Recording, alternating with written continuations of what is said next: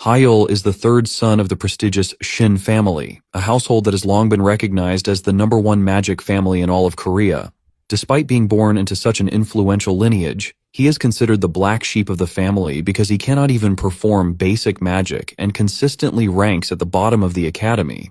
However, his life is destined to change when the creator of magic secretly chooses him as the vessel to inherit all of his magical powers. Although everyone around him, including his own parents and fellow students, treats him like a worthless loser, the real question is whether Hyol can prove himself worthy of the magic he got and eventually become the strongest mage in existence. But before that happens, the story begins a little earlier.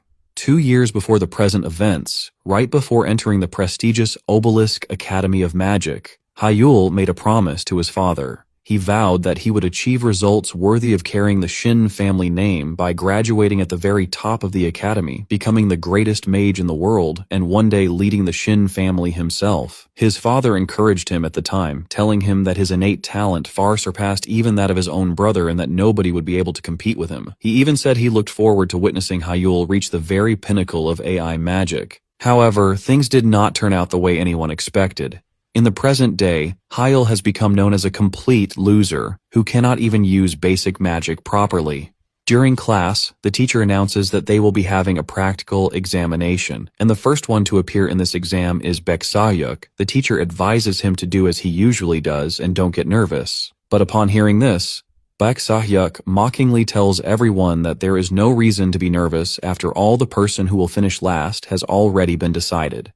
He openly insults Hyol, calling him useless trash who cannot even use basic AI magic and questioning how someone like him even managed to reach the second year. Despite hearing all the ridicule around him, Hyol remains calm and internally explains how magic works in the modern world. Although mages are still extremely rare and valuable, magic itself has evolved significantly thanks to artificial intelligence. Every modern mage now has AI chips implanted into their bodies, allowing them to cast spells effortlessly without needing long and complicated incantations.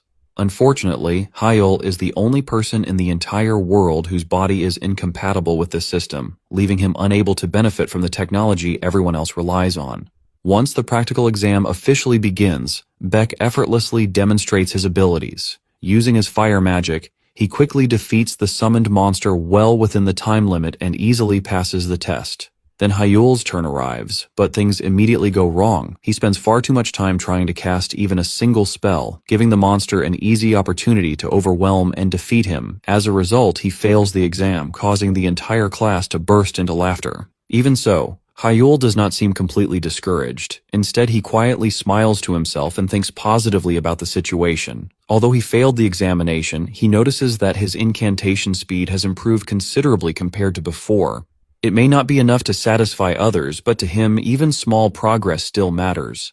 Later that day, while sitting alone in his room, Hyol begins reflecting on everything that happened after he was declared incompatible with AI magic. The moment that diagnosis was made, his father abandoned all expectations he once had for him. He even sent medicine designed to destroy the mana circle inside Hyol's heart, so he would completely give up on becoming a mage and instead focus on studying magic theory like an ordinary person. However, Hyol never intended to abandon his dream. That is precisely why he chose a completely different path. Since he could not use modern AI magic, he decided to dedicate himself to traditional magic instead, even though it has become outdated in today's world. The problem, however, is that old magic can only be learned through physical books. Looking around at the piles of books surrounding him, he sighs in frustration and jokes that life would be much easier if these ancient textbooks at least existed as ebooks because he is rapidly running out of space. At that moment, something catches his attention. In the corner of the room sits a mysterious magic book that he does not remember ever buying. The book looks extremely old, but at the same time, it appears expensive and unusually elegant. Curious, Hyol picks it up and opens it to see what is inside. As he flips through the pages, he notices handwriting covering them, but it is so messy that he can barely understand anything. Even so, a few words stand out to him, particularly the name Raybel Baiteno. The moment he reads it, memories immediately return because he used to read numerous biographies about him when he was younger. Raybel Baiteno was known as humanity's first Grand Mage, the first emperor of the Magus Empire of Baiteno, and the creator of all magic itself. Suddenly, without any warning, the book begins emitting a bright light. The intensity catches Hyol completely off guard, causing him to immediately drop it as he stares in confusion and wonders what exactly is happening. At that moment, the mysterious book suddenly begins speaking. A voice echoes out and tells Hyol, "To the one who shares my constitution and can hear my voice, listen carefully. I, Bel Baiteno, leave this book to you." Hyol is instantly stunned because the voice somehow feels strangely familiar to him. He stares at the book in disbelief, unable to understand what is happening right in front of him. The following day, Hyol is quietly eating lunch by himself at the academy cafeteria near a window. Soon Sun-chan, his only real friend, approaches him and jokingly asks if he is eating alone once again. Hyol internally explains that despite Sun-chan's somewhat goofy appearance, he is actually an incredibly talented student who ranks within the top 10 of the academy. At only 18 years old, he has already reached the level of a third circle magician. Sun-chan sits beside him and tells him that if anyone is bullying him again, all he has to do is say the word and he will take care of it himself. Hyol tells him that things are fine, but then brings up the strange book he discovered the previous night. He explains that it is a book related to Bel Baiteno, but he suspects that somebody at school may have tampered with it because everything after the third page is completely blank. He continues explaining that when he opened the book, it suddenly emitted a bright light and a mysterious voice spoke to him. According to the voice, Bel Baiteno was leaving all of his magic behind for a successor. The voice also mentioned that anyone who did not share the same constitution as Baiteno would not even be capable of opening the book in the first place. Sun-chan immediately becomes interested after hearing that story and asks if he can try opening the book himself. However, Hyol ignores that request for a moment and reveals something even more shocking. He says that the final page states that before inheriting Baiteno's magic, he first needs to create a mana circle inside his brain instead of the heart. That revelation catches Sun-chan completely off guard. He quickly says that this is not something to joke about because creating a mana circle inside the brain is practically a death sentence. Mana itself is extremely dangerous when it reaches the brain, so attempting something like that could easily kill a person. Even so, his curiosity gets the better of him, and he asks Hyol to let him inspect the book. Later that night, inside Hyol's dormitory room, Sun-chan tries everything he can think of to open it. He uses physical strength and even attempts to force it open with magic, but nothing works. Eventually, he gives up and guesses that the book may be protected by some kind of magical seal. Since there is nothing else he can do, he tells Hyol good night before leaving the room. The moment Sun-chan walks out, Hyol casually opens the book without any difficulty at all. Then something strange happens. The pages that were previously blank suddenly become filled with writing. At the same time, Baiteno's voice appears once again and starts explaining something important to him. Baiteno starts talking, stating that to my successor, if my guess is right, Hyol is probably using a mana circle located in his heart to cast magic. While that method may be perfectly normal for ordinary people, he explains that it is not the correct approach for either himself or Hyol. Hearing that only makes Hyol even more confused than before.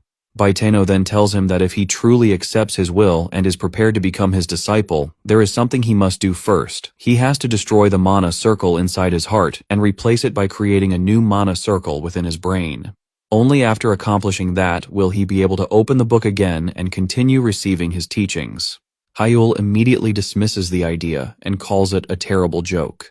After all, mana is the source of every type of magic, but it is also highly toxic to the human brain. If mana reaches the brain directly, a person's mind can collapse, which may ultimately result in brain death. Knowing all of this, Hyol simply wraps himself inside his blanket and wonders who in their right mind would ever attempt something so insane. The next day, Hyol decides to visit one of his instructors and asks him to examine the mysterious book. He requests that the teacher try opening it and check whether it has been sealed using a magical spell. To avoid raising suspicion, he lies and says that strange rumors about the book have been spreading among students lately, so he wanted an expert opinion. His teacher tells him that focusing on meaningless rumors is not good for his studies, but he agrees to inspect it anyway since Hyol personally asked him. He first attempts to open the book himself, but fails. Then he uses magic to scan it and determine whether a spell has been placed on it. Surprisingly, he finds absolutely no traces of magic and simply tells Hyol to forget about the rumors and concentrate on his education instead. However, this outcome is exactly what Hyol was secretly hoping for. If even Sun-chan, who possesses tremendous magical power and an academy instructor, cannot open the book, then perhaps there is a chance that everything it says is actually true. For the first time, he seriously begins considering the possibility that Raybel Baitano's book is real. That night, after spending a long time thinking about it, Hyol finally takes out the medicine his father previously sent him. The purpose of the medicine was to destroy the mana circle inside his heart, so he could abandon his dream of becoming a mage. But Hyol sees it differently. He tells himself that he is not afraid, and that he has no intention of giving up on magic. He knows that his life has already reached a dead end anyway. Because of that, he decides to gamble everything on this one opportunity. Holding the medicine in his hand, he accepts the possibility that he could die today, but even then, he chooses to take the risk and give Raybel Baitano's mysterious book a chance. As soon as Hyol takes the medicine, he suddenly feels an intense pain spreading through his chest. He immediately realizes that the mana circle connected to his heart is beginning to break apart. However, the moment he starts circulating mana through his brain instead, the unbearable pain gradually disappears. Shortly afterward, he loses consciousness entirely. While trapped in a dreamlike state, he begins to wonder if he has already died and questions whether this strange sensation is what death actually feels like. At that moment, countless whispers start echoing around him. Hyol soon realizes that these voices belong to mana itself. He can somehow sense that light and darkness, along with the sky and the earth, are all peacefully coexisting through mana. The voices continue growing louder as if they are singing, laughing, and celebrating his arrival. Rather than feeling afraid, it almost seems as though they are welcoming and blessing him. The next morning, Hyol suddenly wakes up and is immediately surprised that he is still alive. As he looks around, he notices that the mysterious book has already opened itself. The previously blank pages are now filled with writing, and the voice inside the book has become much clearer than before. Baitano then congratulates him for successfully taking the very first step and reveals that the name of the book he is holding is Idred. Baitano continues speaking and tells Hyol that his true legend will begin through this book from now onward. He officially entrusts all of his magic to him and even refers to him as his disciple. Hearing those words causes Hyol to become overwhelmed with emotion. Tears begin flowing down his face because, for the first time in his life, he feels as though he has finally escaped the label of being a useless failure. A few days later, Hyol is sitting inside the classroom with a huge smile on his face because another new entry has appeared inside Idred. He quietly thinks to himself that he never imagined learning magic could actually be this enjoyable. He then explains that the book contains an enormous amount of knowledge and that he has learned something very important about mana itself. According to Idred, mana possesses a will of its own. For ordinary people, when mana enters the brain, the will of the brain and the will of mana collide against each other, ultimately destroying the brain. That is exactly why mana is considered toxic when it reaches that area. However, Hyol's body is different because the will of his brain naturally suppresses the will of mana instead of being overwhelmed by it. That unique trait also explains why he was naturally resistant to AI chips from the very beginning. Since AI magic directly interferes with brain functions, his body automatically rejected it. Just then, their teacher enters and announces a major change regarding the second-year midterm evaluations. Starting this year, any student who fails to meet the academy's standards and shows extremely low magical aptitude will be expelled from the school. While making the announcement, the teacher deliberately stares at Hyol in a threatening manner and reveals that this policy was personally proposed by the head of the Shin family. Immediately, the entire classroom erupts into silent laughter. His classmates mock him, saying that it is finally time to get rid of defective students once and for all. Even the teacher joins in and sarcastically comments that there appears to be a certain borderline student sitting in his class. Later that evening, Hyol heads into the city to find a training center where he can practice his newly acquired abilities. He intentionally avoids training at the academy because he wants to surprise everyone during the midterm evaluation. Once he arrives, he is immediately shocked after seeing that the facility costs 200,000 won per hour. Even though he comes from a wealthy family, the price still feels burdensome because his parents rarely give him money anymore due to their disappointment in him. After entering the building, he rents a room for an hour. While processing the request, One of the employees recognizes him as the third son of the Shin family, who is publicly labeled as incompatible with AI magic. The employee quietly comments that Hyol truly has terrible luck before directing him toward room 14. Upon entering the room, Hyol immediately activates the training simulator. Within moments, multiple dark aura wolves begin appearing around him. He knows these monsters may be low-ranking creatures, but fighting 10 of them at the same time is still a difficult task. He also remembers that the average academy completion time for this challenge is 12 minutes and 33 seconds, meaning he needs to surpass that if he wants to impress everyone during the midterm evaluation. Despite the challenge ahead, Hyol is overflowing with confidence because he has been practicing every day using the teachings recorded inside iDread. He believes this is the perfect opportunity to measure his current growth. As the wolves begin attacking, Hyol activates his newly created mana circle, known as the Infinity Circle. Instantly, he uses water magic to block their attacks with incredible ease. He stares in amazement at his own abilities because he can hardly believe this power belongs to him. Hyol then explains that while ordinary mages circulate mana only through the heart in order to use AI magic, he can now circulate mana throughout his entire body by utilizing his brain instead. Thanks to the Infinity Circle, all of his previously suppressed magical power has finally been released. As he begins combining his attacks with fire magic, Baiteno suddenly speaks up. He tells Hyol not to become overly impressed by something at this level because he still has a very long journey ahead of him. According to Baiteno, the Infinity Circle is merely the basic foundation of Baiteno-style magic. He then touches Hyol's head and explains that mastering this system is all about controlling magic through the images formed inside his mind. He also reveals that this is only the first book of Baiteno's magical teachings. Later, after finishing his training session, Hyol leaves the facility while the employee politely thanks him and asks him to visit again in the future. However, when the employee enters room 14 to clean up afterward, he notices the ranking board and is immediately left speechless. Hyol managed to complete the wolf challenge in just 6 minutes and 37 seconds. The employee cannot believe what he is seeing, because someone labeled as incompatible with AI magic should never be capable of producing a result like that. In fact, the record is good enough to compete on an international level. Unable to accept it, he simply kicks the monitor in frustration and blames the machine itself, convincing himself that the equipment must be broken again. After some time, Hyol finds himself struggling to create the first magic circle, also called as Simei, described inside iDread. The records written in the book is completely different from every type of magic he has studied throughout his life. One of the teachings says that mana is both his arms and his legs, and that his heart and mind should move according to his own will. However, the words are so vague that he cannot fully understand their meaning. It feels as though the answer is right in front of him, hidden behind a transparent curtain that he can almost reach, but never quite grasp.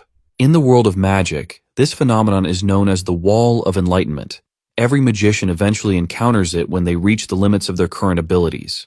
Knowing that forcing an answer will not help him, Hyol decides to simplify his approach for the time being. Instead of trying to master everything at once, he focuses entirely on circulating mana throughout his whole body exactly as the book instructs him to do. But he wonders if this will really be enough for the exam. The next morning, Hyol suddenly realizes something surprising. By the time he regains awareness of his surroundings, he's been maintaining mana circulation for 10 straight hours. Normally, a task that demanding would have exhausted him to the point of collapsing, but strangely, he does not feel drained at all. As he heads toward class, Sun-chan greets him as usual and immediately notices his tired appearance, asking if something is wrong with him again. Hyol tells him that he is fine, but internally he admits that constantly monitoring the flow of mana is much harder than he expected. Even so, he knows he has no choice because he wants to become accustomed to his new mana circle as quickly as possible. He remembers that when he was only 12 years old, he had already reached the second circle and was praised as a prodigy. During those days, his father placed enormous expectations on his future. Now, however, things are completely different. Despite all those early accomplishments, he can currently form only a first circle spell using the mana circle inside his brain. While thinking about this, he remembers something his father used to tell him when he was younger. According to him, breaking through the wall of enlightenment was essential for advancing in magic, and perfection was something every magician needed to pursue. But suddenly, Hyol reaches a completely different conclusion. He realizes that perfection itself may simply be another form of restraint, and perhaps nothing more than an illusion created by human arrogance. At that moment, the meaning behind Edred's words finally becomes clear to him. He now understands that mana truly is an extension of his own body, and that both his heart and mind should move freely according to his will. He comes to the realization that being imperfect is not necessarily a weakness. Rather than obsessing over perfection, magicians should allow their imagination to roam freely without being bound by rules or standards created by others. The moment he embraces that idea, another breakthrough occurs. He can suddenly feel that instant spell casting does not require incantations at all. Modern AI magic depends on shortened incantations and predefined formulas to activate spells consistently. However, Baiteno's teachings revolve around releasing those restrictions altogether. By freeing his thoughts, magic itself can take on any shape he imagines and completely ignore the rigid algorithms used in modern systems. Hyol becomes overwhelmed with excitement because even though he is still only a first-circle magician, he is now capable of performing something that should have been impossible. Although using these methods puts a huge strain on his body, he cannot help but feel happy. For the first time in a long while, he feels that he is truly progressing and slowly breaking through the wall that had trapped him for so many years. Every step forward makes him believe that he can finally reach heights he once thought were unattainable. The following day, while he is sitting in class, his teacher suddenly informs him that someone has come to see him and tells him to follow along. Hyol is then brought to a reception room where he discovers that the visitor is actually his father. After the teacher leaves, the two sit down together, and his father immediately comments that he can see Hyol is still attending school, meaning he obviously has not taken the medicine that was sent to him. Hyol admits that he did not take it as intended, but he also explains that he has recently begun making progress with his magic. His father immediately dismisses the claim and questions why he is still stubbornly pursuing such a hopeless dream. He reminds Hyol that he has already wasted an entire year and says it is time for him to accept reality. His father goes on to explain that no matter how hard he works or what achievements he may gain in the future, he will never become a proper magician if he continues rejecting AI magic. However, he also says that Hyol possesses another talent. If he abandons these unrealistic ambitions and properly studies magic theory instead, even someone like him could still have a meaningful future.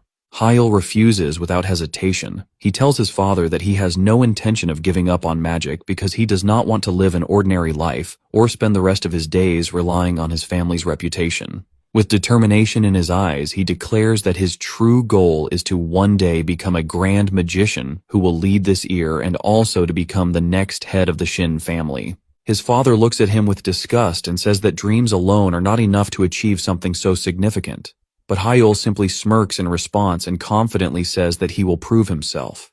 He then makes a bold proposal, declaring that he will place within the top 10 during the upcoming midterm evaluation. He even raises the stakes by offering a deal. If he fails, he will leave the academy and dedicate himself entirely to studying magic theory as his father has always wanted. But if he succeeds, his father must finally acknowledge his talent as a magician and fully support his magical studies from that point onward. His father accepts the challenge before leaving, hoping that the progress Hyol mentioned earlier will not end up being meaningless. A few days later, their teacher gathers the entire class and announces the format for this year's evaluation exam. Unlike previous years, students will not be tested through monster extermination. Instead, the exam will be held as a single elimination tournament, meaning everyone will participate in direct duels against one another. The event will last for 3 days and begin from the round of 16. To make matters even more significant, representatives from various businesses and members of the Magic Tower will be attending as spectators. Hearing this news excites many students, especially Bayek and the others, who immediately think this is their chance to finally force Hyol out of the academy. Meanwhile, Hyol feels the exact opposite. Rather than being nervous, he becomes excited because he finally has an opportunity to show everyone the results of all his hard work. During a break between classes, Hyol notices that the entire campus is buzzing with excitement.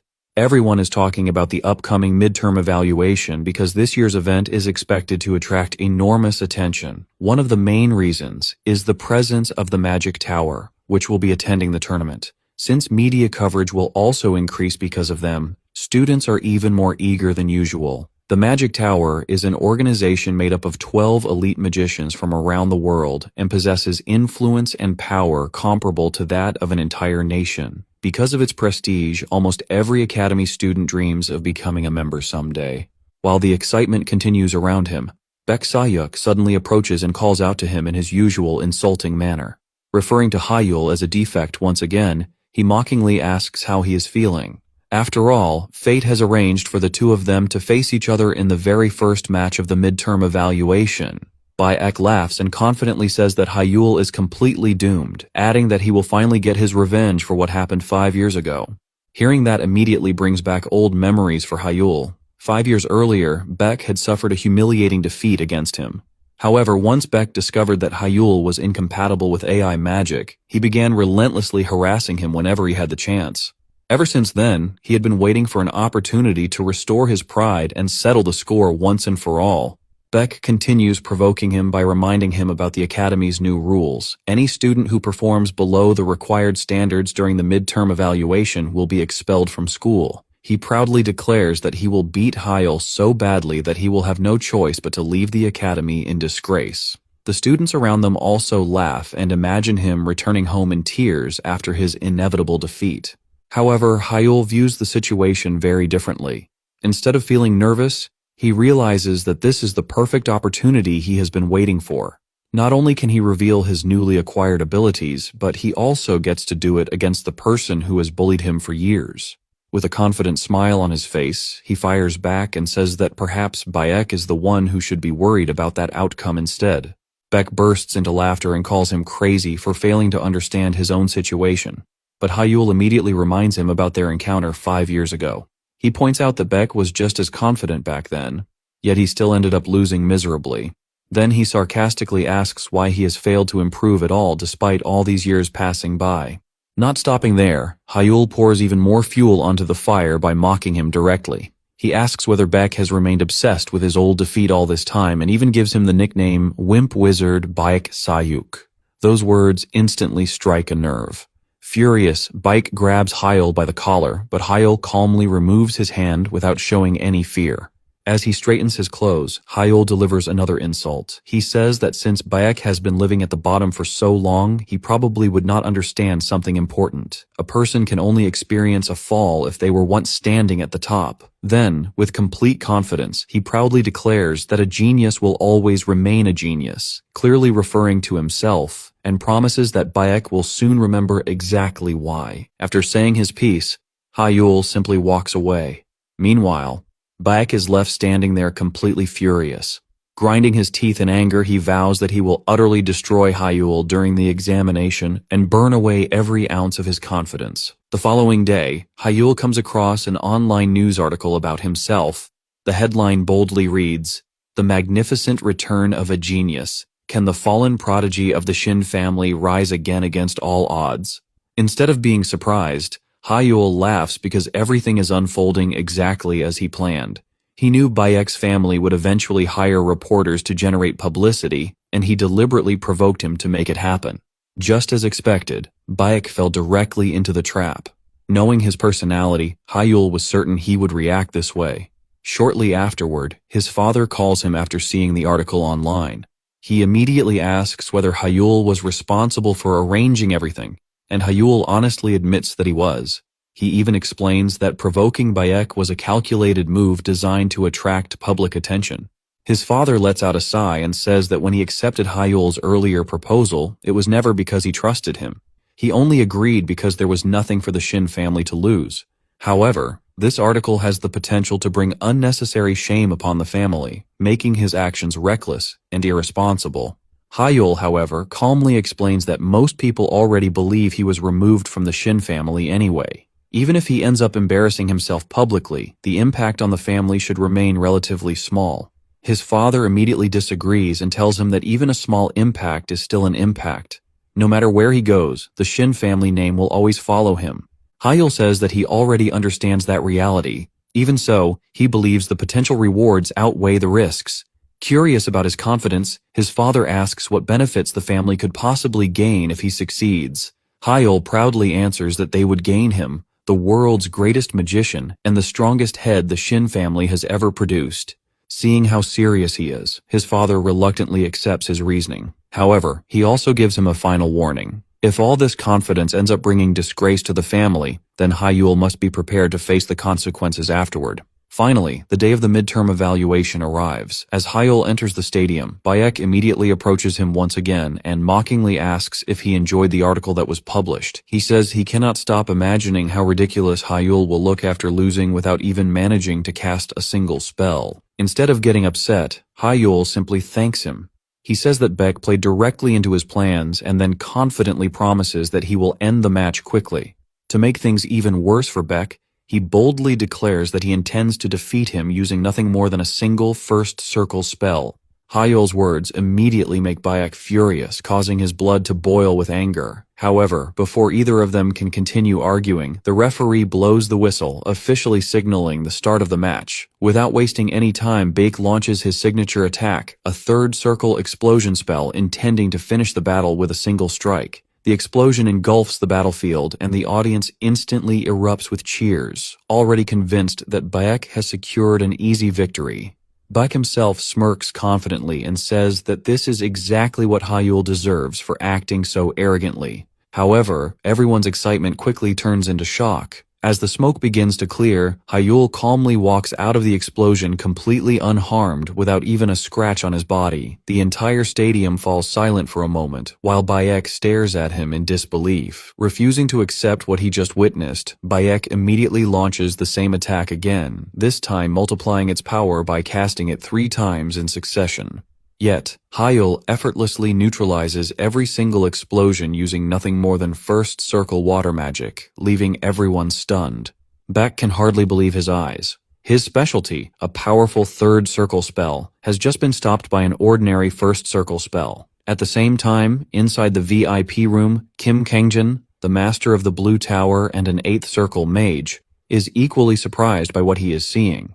He comments that something about Hyol's magic is extremely unusual because even if the spell itself is only first circle magic, instant casting at that level should be impossible. His assistant then asks why he rearranged his entire schedule at the Blue Tower just to watch a student competition. Instead of answering directly, Kim asks whether she knows anything about Hyol's magic because what he is witnessing is unlike anything he expected. She replies that she knows nothing about it. Kim then explains that he originally came because he saw an article discussing the return of a fallen prodigy, but now he is genuinely glad he decided to attend since he is witnessing something truly strange. His assistant points out that if the public discovers that the leader of the Blue Tower personally attended a student's tournament, it would create a massive uproar. Kim casually replies that he is already aware of that, which is precisely why he is observing the event from a private VIP room instead. At that very moment, Hyol's father also enters the room and Kim immediately welcomes him. Back on the battlefield, Bayek is struggling to process everything happening before his eyes. Not only did Hyol counter his attacks with weaker magic, but his casting speed has also become unbelievably fast. Seeing the confusion on Bayek's face, Hyol sarcastically asks whether he is really that curious about his casting speed.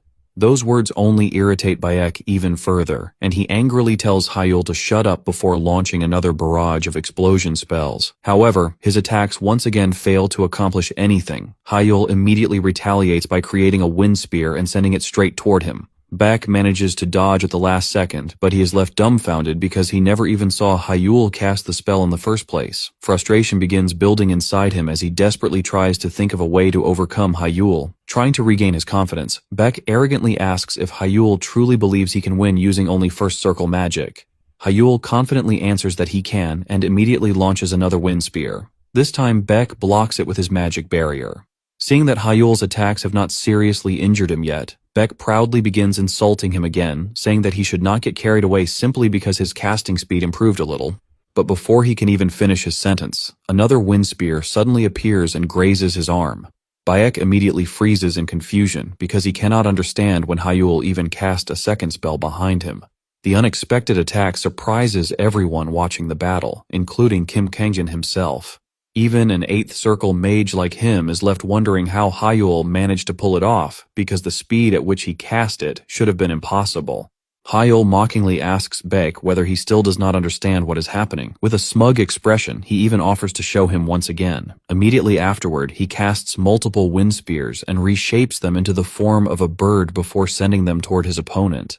The sight alone terrifies Baek, who cannot believe what he is seeing. In complete disbelief, he questions whether that is even a wind spear anymore, because a normal wind spear should never possess a double-shot property. Hyol calmly agrees with him and says that he is absolutely right, but that does not stop him from doing it anyway. Then he boldly challenges Baek to try blocking the attack this time. Without hesitation, Baek quickly activates his magic barrier, believing he will be safe because the attack is still only a first circle spell. However, just when he thinks he has successfully defended himself, one of the wind spears suddenly strikes him from behind. Groaning in pain, Baek cannot comprehend what just happened. He wonders how one of the attacks managed to approach him from a curved trajectory, because that should have been impossible. Realizing that staying within Hyol's range is extremely dangerous, he immediately retreats and creates as much distance as possible. He reasons that magic should have limitations in both range and power, so if he moves far enough away, Hyol's unpredictable attacks should no longer be able to reach him.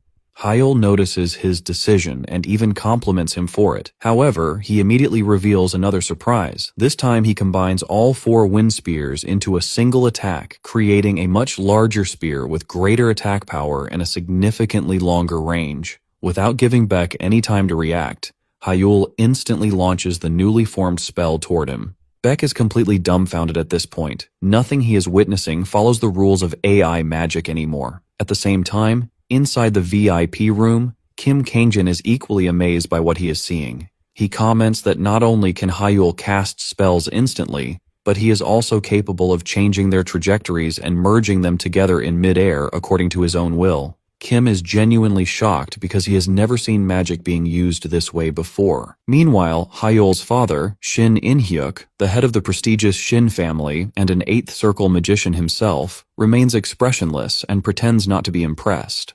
Kim's assistant then explains why Hyol's abilities are so unusual. She says that his magic completely ignores the established rules of open-source magic. Open-source magic is a system used around the world that records and shares information about every spell, including its attack power, range, and limitations. For example, a spell like Windcutter has a maximum range of 38 meters and can only alter its trajectory once. Since those limitations are universally accepted, the way Hyol is using his magic goes far beyond those boundaries. In simple terms, open-source magic only functions within its predefined effects. That is also why modern mage battles resemble strategic mind games rather than straightforward fights. Since everyone knows the capabilities and limitations of each spell, victory usually depends on predicting an opponent's next move and reacting accordingly. However, Hyol's magic completely breaks those expectations, making him impossible to read. Back in the arena, Baek is now on the ground, unable to believe that he is struggling against first circle spells. Hyol slowly approaches him and points out that he has been underestimating first circle magic far too much. He explains that exhausting oneself by repeatedly using powerful third circle spells is meaningless if they cannot be used properly. Sometimes all it takes to kill someone is something as simple as a single pen. Hyol then casts first circle water magic and says that the same principle applies to magic as well. A massive and complicated spell is not always necessary to defeat an opponent. To demonstrate his point, he begins drowning Baek with water magic. As Baek desperately gasps for air, Hyol reminds him that the academy uniforms are protected by safety barrier spells, yet even those protections are not helping him right now. Through this, Hyol successfully proves that neither weak spells nor weak opponents should ever be underestimated.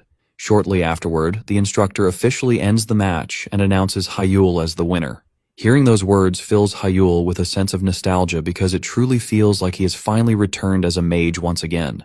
At the same time, Kim Kangjin becomes even more excited after witnessing the entire battle. He says that the prodigy has finally returned and that he is eager to learn more about him. As Hyol leaves the arena, Sun-chan immediately rushes over to congratulate him. He excitedly tells him that his performance was incredible and that it is hard to believe he is the same person everyone used to call a loser. Unable to contain his curiosity, Sun-chan hugs him and asks what kind of secret training he has been doing behind the scenes because his magic has become unbelievable. Hyol then asks whether he truly wants to know. Sun-chan eagerly leans closer and says, "Of course," but with a mischievous smile on his face, Hyol simply replies that it is a secret. After the match, G excitedly hugs Hyol and immediately shows him an interview clip that has already gone viral online. Since he had been curious about Hyol's magic all this time, he figures this is the perfect opportunity to learn more. In the interview, several reporters surround Hyol and begin asking questions about the instant casting magic he demonstrated earlier. They specifically ask how he managed to alter the trajectory of his wind spears and even combine them together when such a feat is considered impossible according to modern magical principles. Hyol does not want to reveal his secret so soon, but fortunately for him, someone suddenly steps in to help. To everyone's surprise, Kim Kangjin, the Lord of the Blue Tower, appears before the reporters and offers to answer the questions on Hyol's behalf. Both Hyol and the reporters are shocked to see someone of his status personally attending the event. Kim then tells Hyol that he watched the entire match with great interest before turning his attention toward the reporters.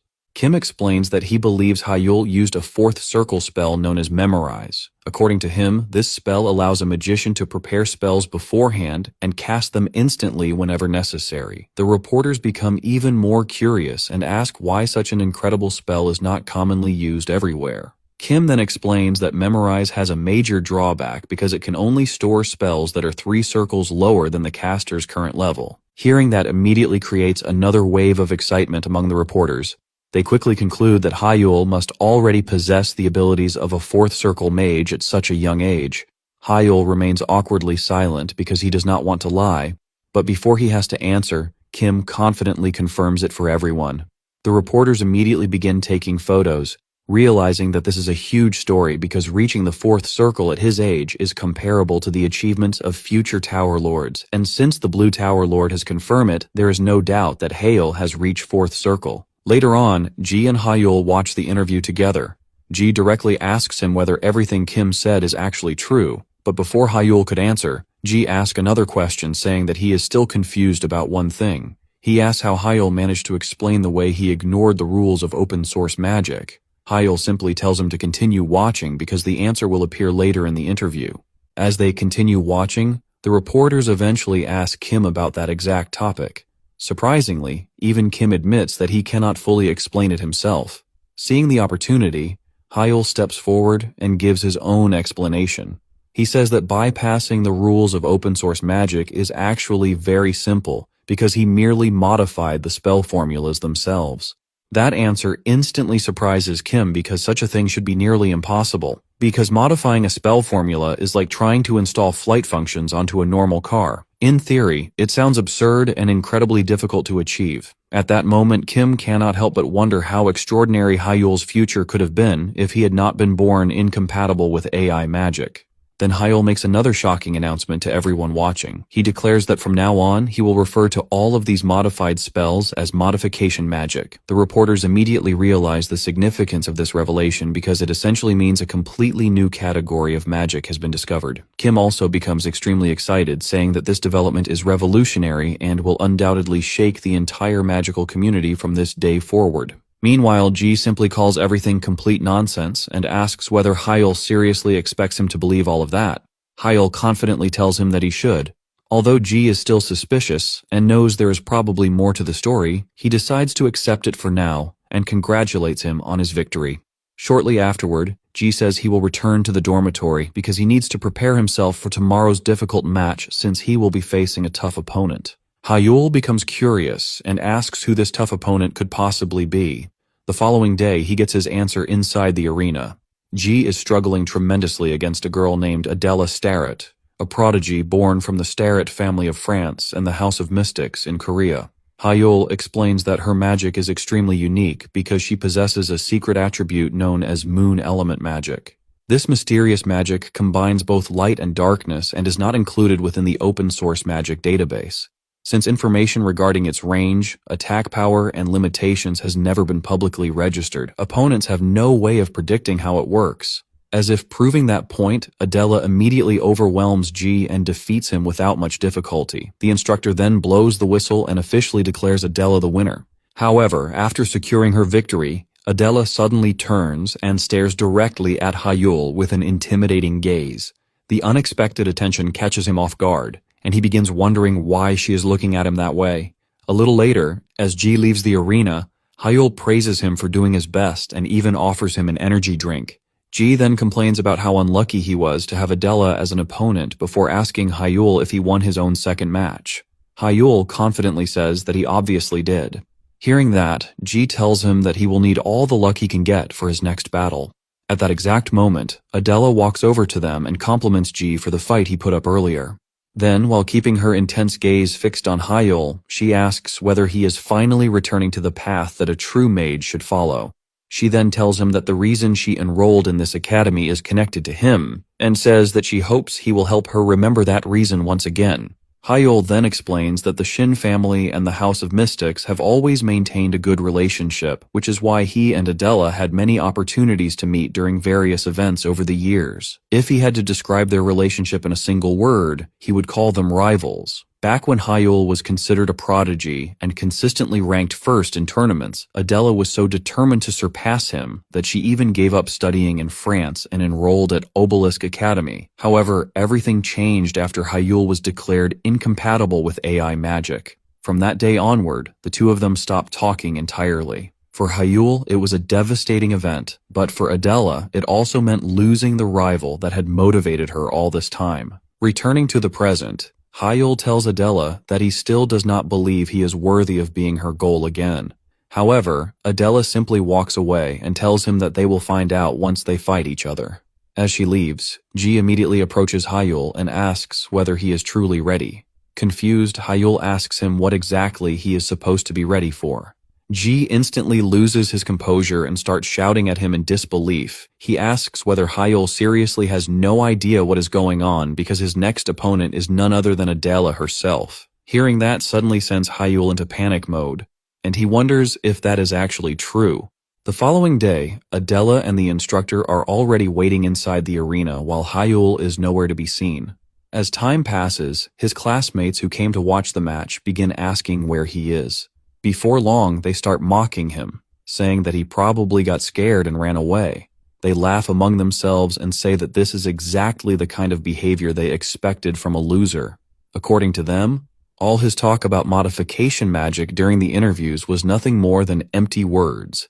Eventually, the instructor announces that time is up and says that according to Academy rules, Adela will win the match by default. However, just before everything is finalized, Hyol suddenly rushes into the arena and shouts for the instructor to wait. Breathing heavily, he apologizes for being late. The instructor is clearly irritated and asks what took him so long to arrive, but he decides to hear the explanation later. As a penalty, he informs Hyol that he will not be given any extra time to recover before the match begins. As both of them take their positions, Adela immediately asks him why he was late. Hyol casually answers that it was nothing serious and says that he was simply making some preparations. Then he confidently reveals his infinity magic circle and explains that since Adela is a powerful opponent, he needed to prepare properly if he wanted to defeat her. Adela does not entirely believe him, since it was just one day, but she can clearly tell that something about him feels different compared to the previous day.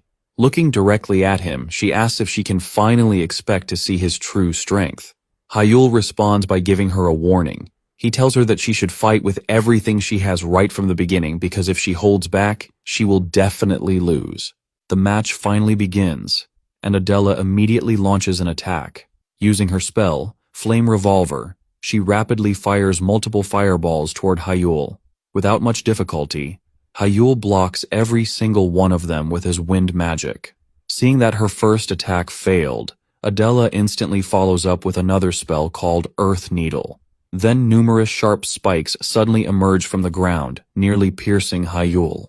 Fortunately, he reacts quickly and jumps high into the air to avoid them. Seeing him suspended in midair, Adela immediately seizes the opportunity and unleashes a powerful wind attack. Confidently, she says that there is no way he can dodge while airborne because anyone trapped in the air would have nowhere to escape. However, Hyol simply smirks at her reasoning. He admits that her strategy is clever because most people would indeed think that being in midair leaves them defenseless. But then, he calmly says that he is not like everyone else. At that moment, he uses barrier magic in an entirely unexpected way by creating a platform beneath his feet and stepping on it while still in the air. The entire audience is left speechless, including Adela herself. Everyone wonders how such a thing is even possible because barrier magic is supposed to be a defensive spell, not something that can be used as a floating platform. Even so, Adela cannot help but smile in admiration. She says that Hyol still possesses that same unique magical sense that always made him special. At the same time, Hyol tells her that her mystic magic she possesses is extremely powerful, and if he wants to overcome it, he will have to use everything at his disposal. Then, with complete confidence, he makes a bold declaration. In order to defeat her, he says that he will even summon the sun itself into this battle. Without wasting any time, Hyol puts his plan into action by using the sunlight itself to obstruct Adela's vision. Suddenly unable to see clearly, Adela realizes an attack is most likely coming her way and immediately switches to defense. She quickly activates her barrier magic, Great Shield, a powerful third circle defensive spell capable of protecting her from incoming attacks. At that moment, Hyol uses his arrow magic to form a sword and strikes her shield directly. However, the attack has no visible effect. Even so, Adela assumes he is simply being careful since he is using a first circle spell against a much stronger third circle defensive spell. The moment Hyol lands back on the ground after attacking her, Adela immediately prepares to launch her own counterattack. Confidently declaring that it is her turn now, she attempts to move forward, only to discover that she cannot move at all. To her surprise, Hyol has already trapped her using Earthbind. Shocked, she wonders when did he manage to cast the spell in the first place. She begins to suspect that he may have activated it the very instant he landed. At this point, Adela starts realizing just how dangerous Hyol has become because his movements are so fast that even her eyes are struggling to follow him. Taking advantage of the opening, Hyol quickly launches water missile toward her. Adela quickly regains her composure and blocks the attack using Great Shield once again. Despite that, she smirks and says that he is actually more manageable than she initially expected. In her mind, she concludes that Hyol must be relying on the fourth circle spell Memorize to maintain such incredible speed. Since she believes that he is only a fourth circle mage, she reasons that he can only attack her with first circle spells while using that technique. Because of that assumption, she remains confident. In her eyes, a first circle spell simply does not possess enough power to defeat her. However, her confidence instantly crumbles when a wind spear suddenly strikes her out of nowhere. The unexpected attack completely catches her off guard, leaving her wondering when he even had the chance to launch it. She quickly begins piecing things together and suspects that he may have hidden a modified wind spear within the sunlight from the very beginning. The attack sends Adela crashing onto the ground. Even though it is still only a first circle spell, its power is enough to deal considerable damage. Hyol then stares down at her and asks if she has forgotten who she is fighting against. He reminds her that he already warned her to use her full strength from the very start and questions why she chose to hold back instead. Meanwhile, inside the VIP room, Kim's assistant praises Hyol's combat instincts, saying they are beyond imagination. Kim then begins breaking down Hyol's entire strategy step by step. According to him, everything had already been planned from the moment Hyol avoided Adela's first attack, Earth Needle. By jumping into the air, he intentionally baited her into launching additional attacks. Kim continues explaining that Hyol then used barrier magic as a platform to climb even higher, while positioning himself within the sunlight to hide his movements. While doing so, he secretly prepared a delayed wind spear using Memorize. Then, as he descended, he used arrow magic to distract Adela and make her believe that the battle was taking place entirely on the ground. After trapping her with Earthbind and aligning himself with the position of the sun, he finally unleashed the precast wind spear at the perfect moment. Kim is thoroughly impressed by the entire sequence and tells both his assistant and Hyol's father that he finally understands why Hyol earned the title of the Grand Mage of the First Circle when he was still a child. His level of planning and creativity is simply extraordinary. However, Hyol's father remains calm and points out that, at the end of the day, it's still just a first circle magic and he cannot defeat Adela with it. To prove his point, he tells Kim to continue watching the match because Adela is already standing back up. According to him, even though Hyol created the perfect opportunity, he still failed to deliver a decisive finishing blow. More importantly, Adela has not yet used her strongest magic yet. As if proving his point, Adela looks at Hyol and admits that this fight has been truly impressive. She tells him that his performance reminds her of the old days. Then, with a serious expression, she announces that from this point onward, she will finally fight him with her full strength. With that declaration, she begins activating her most powerful spell, Halo. Adela's magic circle suddenly expands and shines so brightly that it engulfs the entire arena. The sheer scale of the spell immediately catches everyone's attention. Upon seeing this, Hyol's father calmly decides to leave his seat. Kim quickly notices and asks him why he is leaving so early. Without hesitation, he replies that there is no reason to stay any longer because, in his opinion, the battle is already over. However, before he can walk away, something unexpected happens. The entire audience suddenly erupts in shock. Kim, his assistant, Ji-sun-chan, and even Adela herself are all left speechless because they can clearly see Hyol using a second circle spell known as Flame Vulcan. Adela can hardly believe what she is witnessing. Hyol then reminds her that he already told her earlier that he was late because he was making preparations to defeat her. His words immediately surprise her. She asks whether he has already reached the 5th circle, because she remembers that the spell Memorize limit was only up to a first circle spell, and if he is using Memorize and is still capable of casting a second circle spell, then that should be the only possible explanation. Instead of giving her a direct answer, Hyol simply stares at her confidently. At that moment, the story shifts back to the night before the match. Hyol had been sitting alone inside his room, carefully thinking about his strategy. He knew very well that Adela was not an opponent he could defeat by relying solely on first circle magic. After considering all his options, he realized he had no choice but to quickly advance to the second circle. Originally, his plan was to completely master first circle magic before moving on to the next stage. However, because of Adela, he decided he could no longer afford to wait. He opened iDread and began studying the newly unlocked page that explained the process of obtaining second circle magic. The book explained that he needed to pour his mana into the magic circle displayed on the following page. Doing so would guide him into an entirely new realm. Determined to succeed, Hyol immediately channels all of his mana into the magic circle without hesitation. Suddenly, the book emits an intense light and completely absorbs him inside. When Hyol opens his eyes again, he finds himself standing inside a massive library filled with countless books. Looking around in confusion, he wonders where exactly he has been transported. Before he can investigate further, a girl with a rather unusual hairstyle suddenly appears before him. She welcomes him to the first trial page and introduces herself as Alpha, the guide responsible for managing this trial. Hyol is immediately confused and asks what she means by the first trial page. Alpha then explains that this place exists inside iDread itself. Hearing that leaves Hyol stunned because he realizes he was never teleported somewhere far away as he thought before, but instead he is literally inside the book. The revelation amazes him because there are no known records of this kind of spatial magic existing anywhere in the world. Alpha then begins explaining the purpose of the trial. She says that this test will determine whether his Sime has been fully realized.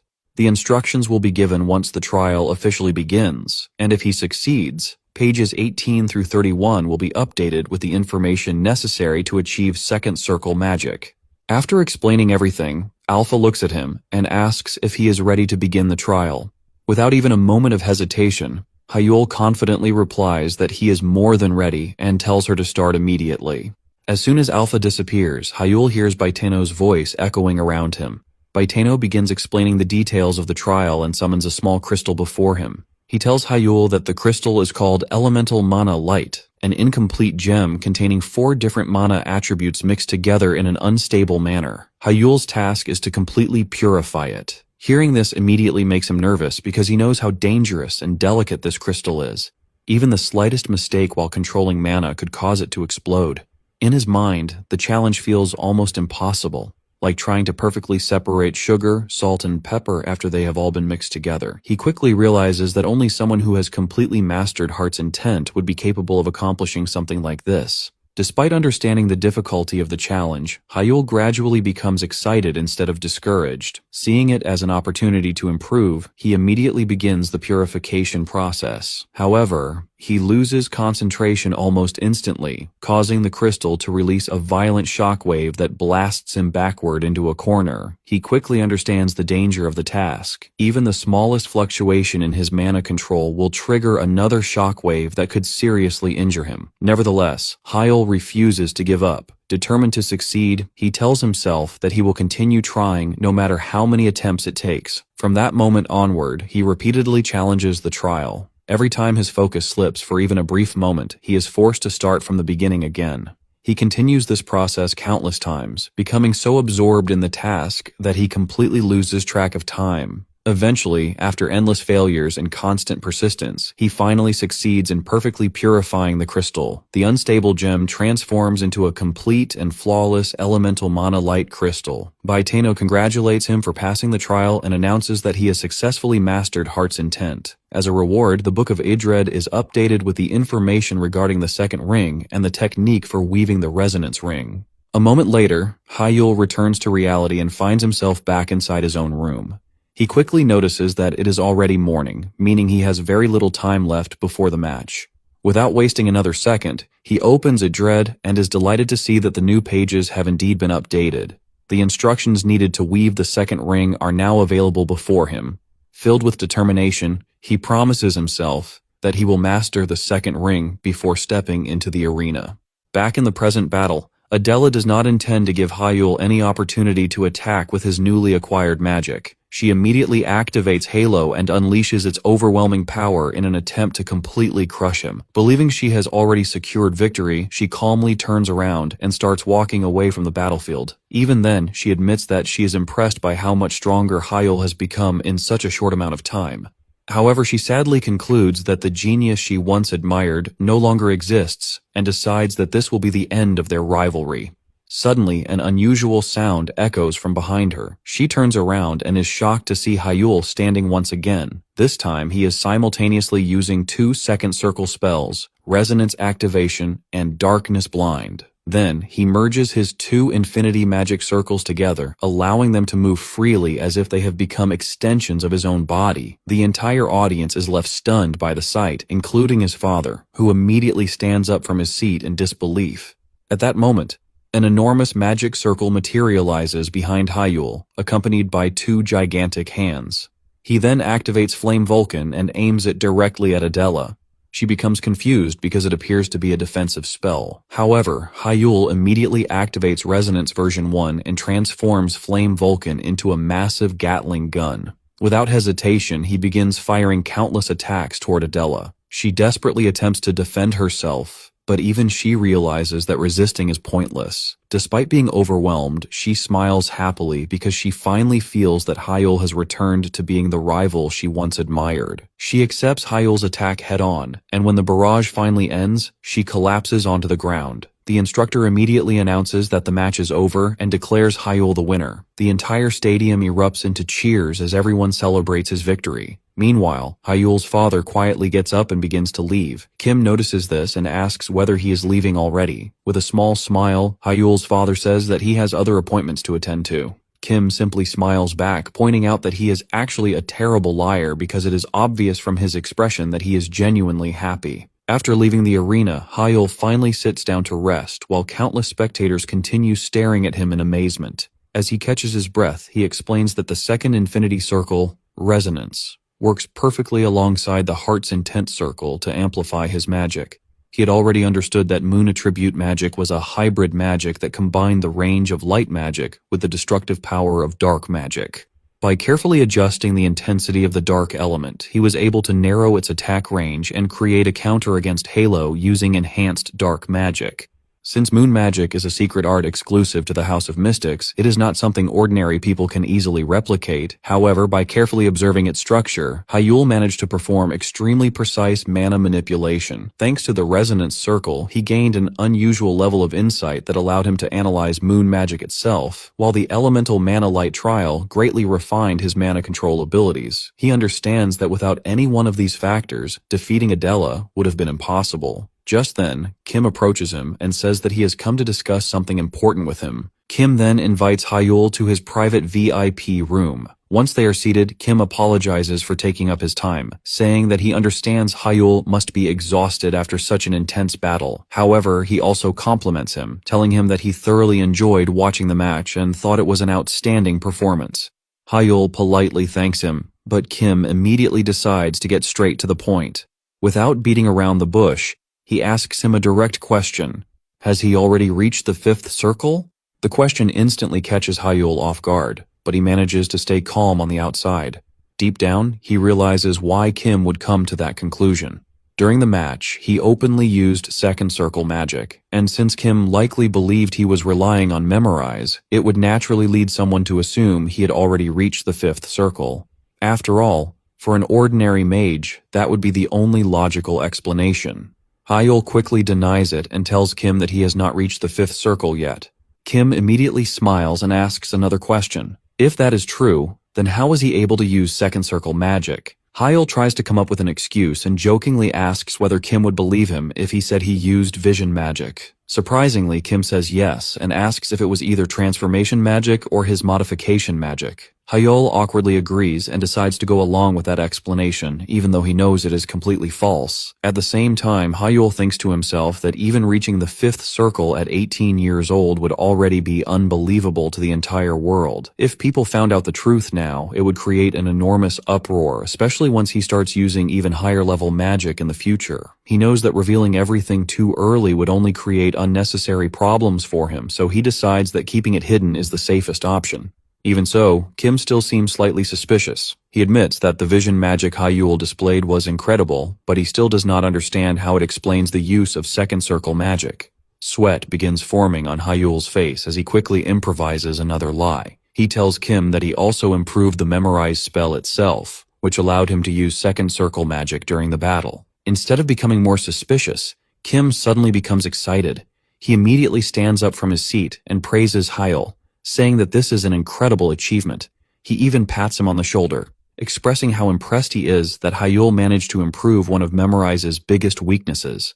However, in the very next moment, Kim's eyes begin glowing red, and a powerful aura spreads throughout the entire room, while Hyol quietly remains seated. After a few seconds, Kim withdraws his aura and tells Hyol that he believes him now. He explains that there are no visible monolines around him, which are characteristics commonly seen in fifth circle mages.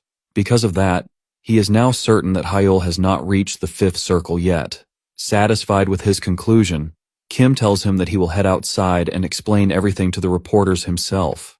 After Kim leaves, Hyol lets out a sigh of relief. He never expected the master of the Blue Tower to personally verify him using the red jade magic eyes. He recalls hearing that Kim Gangjin possesses one of the world's greatest detection abilities, allowing him to perceive the very essence of mana itself. Thinking back on it now, Hyol realizes how fortunate he was to escape suspicion, because Baiteno-style magic is his greatest secret, and he absolutely cannot reveal it carelessly. Sometimes later, Hyol easily wins his fourth match just like before. As he prepares to return to his dormitory afterward, Adela suddenly stops him. Surprised to see her, Hyol asks why she is here instead of resting and recovering from her injuries. Adela calmly replies that she is already feeling fine and politely asks if she could receive some feedback regarding their previous battle. But she also mentions that since the final match is near, they could postpone it if he is too tired. However, Hyol immediately says they should do it now, because discussing the match would also benefit him. He then tells her to follow him to the waiting room. As Adela walks behind him, she cannot hide her excitement. Her eyes sparkle with curiosity as she thinks about how much she can still learn from him, especially regarding strategy and the way he uses magic. She even wonders if one day she will be able to become as strong as he is. Meanwhile, Hyol suddenly feels an intense gaze from behind him. He quietly thinks to himself that he can practically feel the overwhelming heat coming from Adela, especially since she seems to be strangely staring at his ass. Meanwhile, at the headquarters of the Shin Group, Hyol's recent matches are being displayed on a massive television screen. Watching the footage, his older sister, Shin Seiya, cannot hide her frustration. She had believed everything was settled the moment Hyol was declared incompatible with AI magic, yet now he is once again drawing attention from the entire magic community. Worried, she turns toward her older brother, Shin Jihan, and asks whether they are really going to ignore the situation. More specifically, she fears the possibility that their father might decide to bring Hyol back into the family.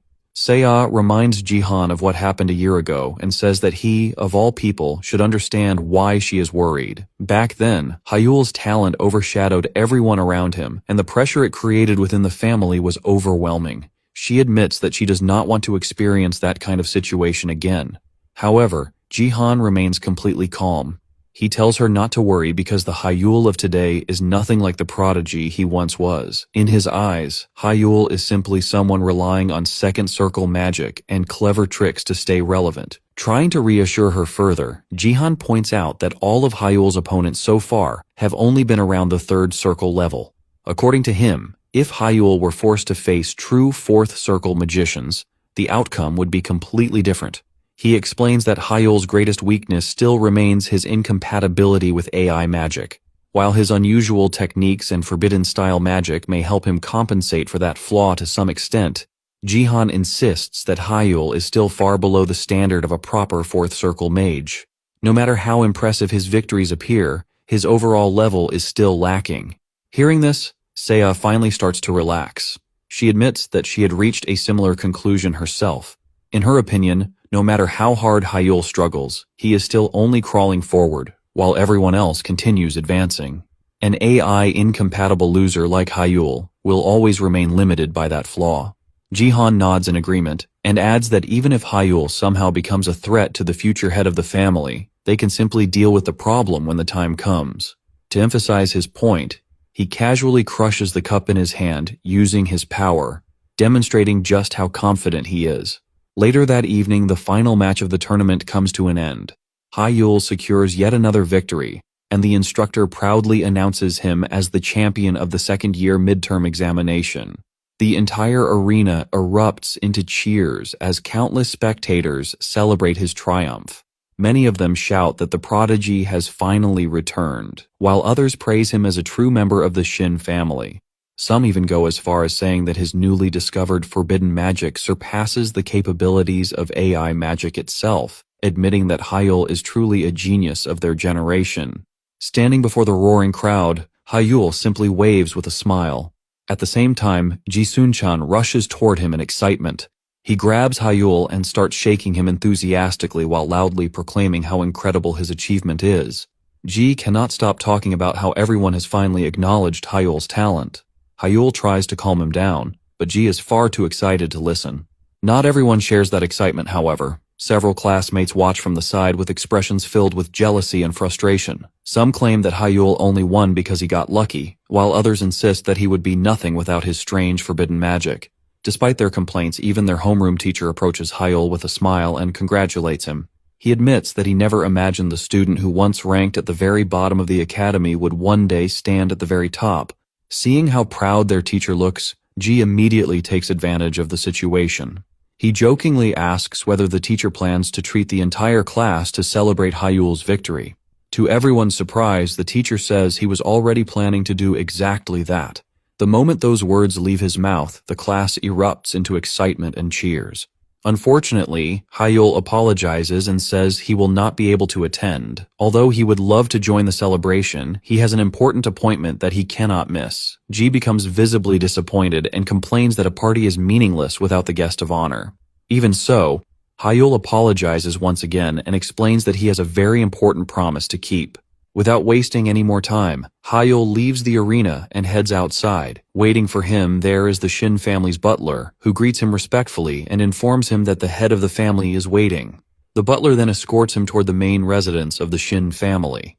As they arrive, Hyol cannot help but admire the enormous mansion standing before him, because it's been a long time for him seeing his home. While looking at the familiar estate, Hyol reflects on everything that has happened over the past year. Ever since he was declared incompatible with AI magic, he had effectively been cast aside by the family. After clashing with his father and moving into the academy dormitories, he had not been allowed to set foot inside the family home. Now, for the first time in a year, he is finally returning. As he steps through the entrance, memories begin flooding back. Looking around, he notices that nothing has really changed. The mansion looks exactly the same as he remembers it.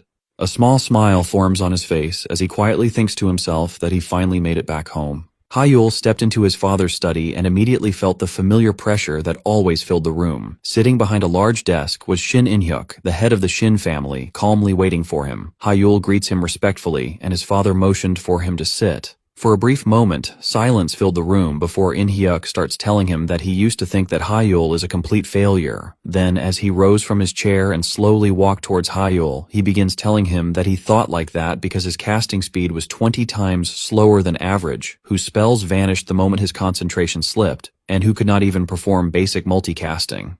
In every measurable way, Hyol had been considered the perfect example of how hopeless an AI-incompatible mage could be.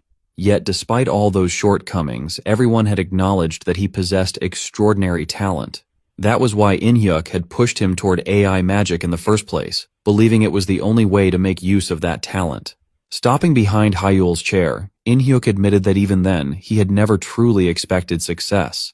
To him, Hyol's stubborn refusal to give up magic had looked like nothing more than the desperate struggle of someone cornered by reality. When the article about Hyol's upcoming duel with mythical appeared, In-hyuk had actually welcomed it. He assumed Hyol would suffer a humiliating defeat in front of the entire academy and finally accept his limitations.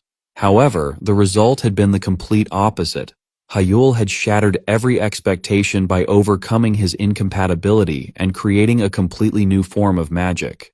Whether people called it modification magic or transformation magic, the achievement was undeniable. Returning to his seat, In-hyuk looked directly at his son and for perhaps the first time in years allowed a faint smile to appear on his face. He declared that Hyol had won their wager and had proven himself worthy of being called a true mage. Those words struck Hyol harder than any spell ever could. For a moment he simply sat there, unable to process what he had heard. Then he quickly stood up, gratitude written all over his face as he thanked his father. In-hyuk, however, was not finished. He informed Hyol that from this point onward the Shin family would provide full support for his magical studies. Any resources he required would be made available to him. More importantly, he was officially allowed to return to the Shin family residence. For the past year he had been treated like an outcast, forced to live away from home after being branded a failure. Now that exile was finally over. Yet even while offering recognition, In-hyuk remained as strict as ever. His expression hardened as he reminded Hyol that as the rightful successor of the Shin family, he needs to serve his family well. If he ever showed signs of stagnating or wasting his talent, In-hyuk would personally destroy his magic circles himself. As the terrifying aura of an 8th circle mage filled the room, Hyol instinctively felt his body tense. The pressure was immense, making it difficult to even breathe. Despite that, he met his father's gaze without looking away. He understood that this was not merely a threat, but also a test. In-hyuk wanted to know whether Hyol truly possessed the determination to continue walking this path. After a moment, his father asked him a simple question. If he truly wished to become the next head of the Shin family, then what was his immediate goal? Compared to his 4 siblings, Hyol was still the furthest behind in terms of status and accomplishments. How exactly does he intend to close that gap? Without hesitation, Hyol gave his answer. His ultimate objective remained unchanged. He would become the next head of the Shin family. To achieve that, however, he first needed to force everyone in the family to acknowledge his worth, and the opportunity to do that was approaching rapidly. In 2 months, the World Academy Olympiad would begin, bringing together the greatest young mages from across the globe. Hyol declared that he intended to participate in that tournament and return home with a gold medal. Hearing such a bold statement, In-hyuk folds his arms covering his mouth and stares at him intensely. The World Academy Olympiad was not an ordinary competition. It was often referred to as the Olympics of Mages, a stage where only the most talented academy students under the age of 20 could compete. The event attracted worldwide attention and was considered comparable to the adult professional level tournaments. Korea's best result in its entire history was merely a silver medal won by Kim Kangjin, the current Blue Tower Lord. Winning gold was something many geniuses dreamed about, but very few could realistically achieve. In-hyuk pointed this out, asking Hyol if he truly understood how unrealistic his declaration sounded. Hyol nodded without hesitation. Of course he understood. That was precisely why he was willing to stake everything on it. However, he also has a condition for his father. For the next 2 months leading up to the Olympiad, he wants his father to prevent his siblings from interfering with him. If he was going to devote himself entirely to training, he could not afford distractions or political games within the family. In-hyuk was mildly surprised by the request. Most people would have asked for money, artifacts, or special training opportunities. Instead, Hyol was asking for protection. In-hyuk even admits the boldness of the boy because he was essentially using a gold medal he had not yet won as leverage to secure support in advance. Normally, In-hyuk would have dismissed such a demand immediately, but after witnessing Hyol's recent growth, he found himself intrigued. After a brief pause, he agreed. The following morning, Hyol woke up sprawled across the floor of his dorm room. At some point during the night, he had fallen asleep while reading Idrid. Rubbing his eyes, he sat up and looked at the ancient book lying beside him. As soon as he returned from the family estate, he had been obsessed with figuring out the requirements for the next trial. Although he had successfully completed the first trial and reached the second circle, advancing further was proving far more difficult. According to Idrid, he needed to clear the second trial in order to unlock the third circle, but the clues provided were frustratingly vague. The book explained that he needed to form a connection between the Ring of Judgment and the Ring of Resonance. Following the instructions, Hyol repeatedly manipulated his mana, constructing the rings exactly as described. Every attempt appeared correct, yet the book stubbornly refused to acknowledge his progress. No matter how many times he tried, something was missing. The more he thought about it, the more irritated he became. It felt as though he was staring directly at the answer, but could not quite grasp it. Eventually, Hyol decided that forcing the issue would accomplish nothing. Sometimes the best way to solve a problem was to step away from it. Throwing on an oversized outfit and a hat to avoid attracting attention, he left the dormitory and headed into the city. The cool morning air felt refreshing as he wandered through the streets with breakfast in hand. Taking a bite while walking, he tried to clear his thoughts and focus on the concept of resonance. If he wants to pass the next trial, he would need to understand the deeper meaning behind the technique rather than simply follow the instructions written in the book. And so, with no destination in mind, Hyol continued walking through the city, determined to uncover the secret hidden within the realm of resonance. As Hyol wandered through the city streets, trying to clear his mind and think about the mystery behind the next trial, disaster struck out of nowhere. A plastic shopping bag suddenly flew through the air and smacked him directly in the face. Completely caught off guard, he stumbled backward and crashed onto the ground. Rubbing his sore nose, he complained about his terrible luck, only to hear hurried footsteps approaching. A familiar girl quickly stopped in front of him and asked if he was all right. To his surprise, the culprit turned out to be Adela. After making sure he wasn't injured, Adela repeatedly apologized for what happened. Curious, Hyol asked how a plastic bag could possibly fly hard enough to knock someone down. Embarrassed, Adela explained that she had been happily spinning around because she had just bought her favorite drink, banana milk. Unfortunately, while she was celebrating, the bag slipped out of her hand and became an airborne weapon. She apologizes once again, but Hyol couldn't help but laugh at the ridiculous explanation. He told her not to worry since the accident had at least earned him a free banana milk. As they began walking together, he noticed that she was carrying an entire collection of banana milk bottles and asked if she still drank only that. Adela proudly declared that banana milk was humanity's greatest invention, and therefore deserved her unwavering loyalty. Looking at the absurd amount she had purchased, Hyol thought to himself that her obsession was somehow even stronger than before. The two of them continued walking through the city while sipping their drinks. During their conversation, Adela mentioned hearing rumors that Hyol had finally returned home. He nodded and explained that it was true. He had officially returned to the Shin family's Magic Tower residence the previous day. Since the Shin family also controlled one of the Magic Tower, so both places were essentially his home and the Magic Tower as well. Adela smiled and told him that she was genuinely happy for him. After everything he had gone through, she felt he deserved to return. She then asked whether his childhood dream of becoming the head of the Magic Tower was still the same. Hyol looked surprised that she even remembered such an old conversation. Adela reminded him that he used to talk about it constantly when they were children. However, Hyol shook his head saying that his dream had changed. Hearing this really surprises Adela, but she understands saying that Hyol had no choice but to compromise with his dream. After all, he has many prominent siblings and competing to be the head won't be easy. However, Hyol tells her that she is thinking is wrong because becoming the head of a single magic tower was no longer enough for him. Looking toward the sky, he declared that his goal now was to master all forms of magic and stand at the very pinnacle of every mage and every magic tower in the world. The sheer scale of that ambition stunned Adela. Coincidentally, it was a dream very similar to her own. Still, she kept that thought to herself and simply smiled. As his rival, She found his determination inspiring. If anything, it made her even more motivated to continue chasing after him. Later at night, far away at the Shin family headquarters, the atmosphere was much less pleasant. Shin-Seiya was pacing angrily as she slams on the table. She asks her brother if he isn't worried at all. With a nonchalant look, he tells her that their father must have had his reason, but he truly couldn't believe that their father would set such conditions. Earlier that night, both siblings had been summoned and given a direct command by Shin In-hyuk himself.